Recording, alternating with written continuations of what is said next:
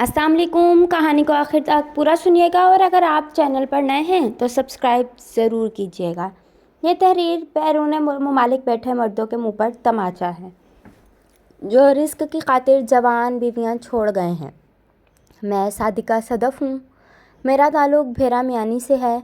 मुझे तकरीबन 1.5 साल कबल बदचलन होने के इल्ज़ाम में सज़ा के सूरत में तलाक दी गई है।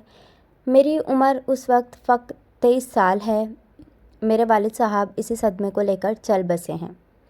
मेरे भाइयों ने मुझे गैरत के नाम पर कत्ल करना चाहा तो मेरी वालदा साहिबा ने उन्हें कुरान मजीद का वास्ता देकर ऐसा करने से बाज रखा, मगर मेरे भाई मुझे छोड़कर लाहौर मुंतकिल हो गए हैं और मेरे साथ साथ वालिदा साहिबा से हर किस्म का ताल्लुक़ ख़त्म कर लिया है।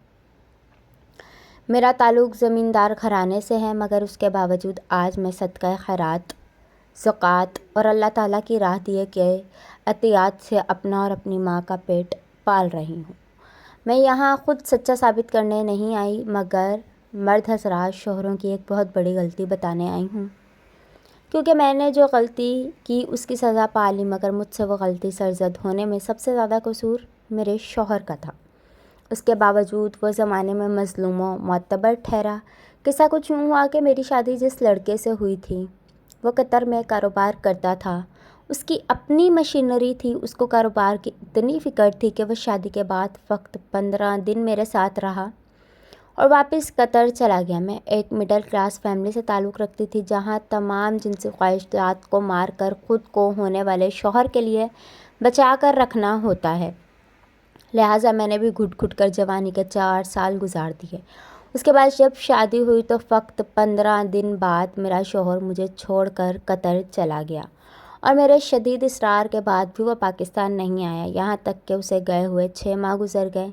बीवी होने के नाते मैंने उसे वाज़िह अल्फाज में बता दिया कि मेरे लिए अब जिनसी ख्वाहिश पर काबू पाना नामुमकिन होता जा रहा है। मेरे शौहर ने मेरी बात पर कोई तवज्जो न दी। कभी मजाक में टाल देता, कभी मुझे डांट देता और कभी सुनी अनसुनी कर देता। यहाँ तक कि जब ज़ब्त की इंतहा हो गई तो मैंने अपनी सास से अपनी हालत बयान की। मेरी सास ने बजाय मेरा एहसास करने के उल्टा मुझे मौरूदुल इल्ज़ाम ठहराते हुए कहा कि तुम उसकी कमाई से जेलस होती हो, तुम चाहती ही नहीं हो कि वो बाहर सेट रह सके, तुम उसको अपने बाप की तरह यहाँ ज़मीन खोदते हुए देखना चाहती। मुख्तसर ये कि जो कुछ भी उनके मुंह में आया मुझे बोलती चली गई। मैं खामोशी से उठ गई। उसके बाद भी 2-3 बार हीले बहाने से अपनी सास के सामने अपनी हालत रखी, मगर उन्होंने मुझे सख्त गुस्से से मना कर दिया और कहा वो मेरा बेटा है। मैंने तो आज तक उसे 6 महीने बाद नहीं बुलाया। तुमको मुझसे ज़्यादा प्यार है। मैंने सास को वाज़िह अल्फाज में बताया कि आपका बेटा है, मगर मेरा शौहर है। मेरे हकूक़ अलग हैं, आपके अलग हैं। मगर सब कुछ सामने होते हुए भी मेरी सास ने मेरी हालत से किताए नज़र किया और मुझे दबाए रखा, बल्कि उल्टा मेरे ख़ानदान को कोसने लगी, मुझे मुँहफट कहने लगी, मेरे ख़ानदान और तरबियत को बुरा भला कहने लगी। यहाँ तक कि अपने नफ्स को दबा कर रखना मेरे लिए दोपहर हो गया। मैं और मेरी सास घर के सामान की ख़रीदारी के लिए मिलकर बाज़ार आती जाती थी। इसी दौरान शादीशुदा होने के बावजूद मैं राह हदायत से भटक गई, नफ्स की बात मान ली और कपड़े वाली दुकान के मालिक से आंखें चार कर लीं। गो कि मैंने उसे कभी खुद से इतना फ्री होने नहीं दिया, मगर इस बार मौका पाकर उस दुकानदार ने मेरा हाथ पकड़ लिया और मैं अपनी नफसानी ख्वाहिशात की भरी हुई नौजवान लड़की चाह कर भी उसको खुद को छूने से ना रोक पाई। यहाँ तक इसी दौरान मेरी सास की नज़र हम पर पड़ गई। मेरी सास ने अकल और दानिशमंदी से काम लिया। वहाँ किसी किस्म का कोई तासुर ज़ाहिर ना किया, मगर घर पहुंचकर मुझसे उस मुतल्लिक सवाल किया तो मैंने बिना लगी लिपटे रखे कह दिया कि मैं अपनी जिस्मानी ख्वाहिशात नहीं दबा सकी। मैं कितना अरसा घुट घुट कर जी हूँ। अगर शादी के बाद भी ऐसे ही जीना था तो आप मुझे ब्याह करना लाती। गो कि मैं हक़ पर थी, मगर मेरी बात मौके की मुनासबत से इंतहाई गलत थी। मेरी सास ने उसी वक्त मेरे शौहर को कॉल मिलाकर सारी बात बता दी।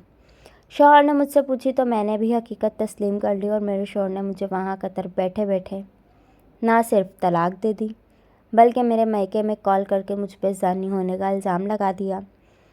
मेरे और अपने रिश्तेदारों में मुझे हर तरह से बदनाम कर दिया। یہاں تک میرے والد صاحب اپنی عزت کا جنازہ نکلتے دیکھ کر غیرت کی وجہ سے ہارٹ اٹیک سے وفات پا گئے۔ میرے بھائیوں نے مجھے قتل کرنے کی کوشش کی، مگر میں والدہ نے انہیں اللہ تعالیٰ اور رسول اللہ صلی اللہ علیہ وآلہ وسلم کے واسطے دے کر روکا۔ اندر سے قرآن پاک اٹھا کر ان کی منت کی۔ میرے بھائی ہم سے قطع تعلق کر کے چلے گئے اور پلٹ کر کبھی نہیں خبر لی۔ میں اور میری ماں آج بھی گاؤں میں رہ رہی ہیں۔ پوری دنیا میں واحد میری ماں ہے جو مجھے غلط نہیں کہتی، جو کہتی ہے شوہر کا تمہیں ایسے چھوڑ کر جانا غلط تھا۔ میری والدہ نے میری ساس کو بھی قرآن پاک سے حوالہ دیا اور حضرت عمر فاروق رضی اللہ تعالیٰ عنہ کے دور کے ایک واقعے کا حوالہ دے کر کہا تھا کہ غلطی آپ کے بیٹے کی بھی ہے، شوہر کے حقوق وہ بھی ادا نہیں کر سکا، مگر یہاں سب لوگ مجھے ظالم اور میرے شوہر کو مظلوم سمجھتے ہوئے کہتے ہیں کہ وہ بیچارہ بیوی کی خاطر پردیس میں مزدوری کرتا ہے اور بیوی پیچھے سے ایسے گل کھلا رہی ہے، جبکہ میری والدہ کا کہنا تھا جب میرا شوہر بیوی کو ساتھ رکھنا برداشت کر سکتا تھا، اسے اپنے ساتھ قطر لے جانا چاہیے تھا۔ یہ اسلام کی تعلیمات ہیں، مگر لوگ میری ماں کو کہتے تھے کہ اس کی سگی بیٹی کا معاملہ ہے اس لیے طرفداری کرتی ہے۔ خیر وقت گزر گیا، مجھے طلاق ہو گئی اور میں آج بھی اپنی ماں کے ساتھ رہ رہی ہوں۔ چند دن پہلے میرے محلے کی ایک لڑکی جس کے 2 بچے ہیں میرے پاس آئی تھی۔ وہ کسی سے ناجائز تعلقات رکھے ہوئے تھی اور اپنی بدعمالی کے بعد امید سے ہو چکی۔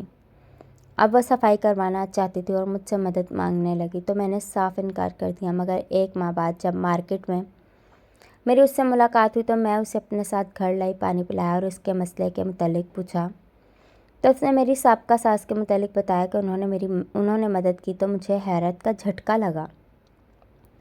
خیر میں نے اس سے پوچھا کہ شادی شدہ اور بچوں کے ہوتے ہوئے اسے اتنی کبھی حرکت کیوں کی، تو اس نے صاف بتایا کہ تمہاری طرح کسی بھی عورت کا گزارا شوہر کے بغیر اتنا عرصہ ممکن نہیں ہوتا، بہت کم ضبط رکھ پاتی ہیں، میں بھی ضبط نہیں رکھ پائی اور غیر مرد سے تعلق جوڑ لیا، حد سے گزر گئی تو اس مصیبت میں پھنس گئی۔ اب بالکل نارمل ہوں۔ میری تحریر اور اس میں میری جاننے والی خاتون کی کہانی میں مشابہت ہے کہ عورت کا بچہ ہو یا نہ ہو، شادی کے بعد شوہر سے ملاپ کے بغیر عورت کا 4 مہینے سے زائد رہنا بہت مشکل ہو جاتا ہے۔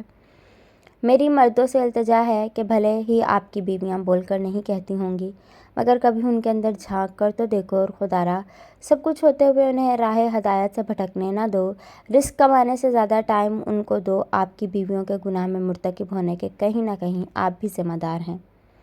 میری بات سے آپ لوگ اختلاف کر سکتے ہیں، میں اپنی اور اس کہانی کے علاوہ بھی چند اور گھروں سے واقف ہوں جہاں شوہر باہر بیٹھے کما رہے ہیں اور ان کی بیویاں یہاں جنسی خواہشات کو دباتے دباتے زندہ لاش بن گئی ہیں۔ اللہ حافظ۔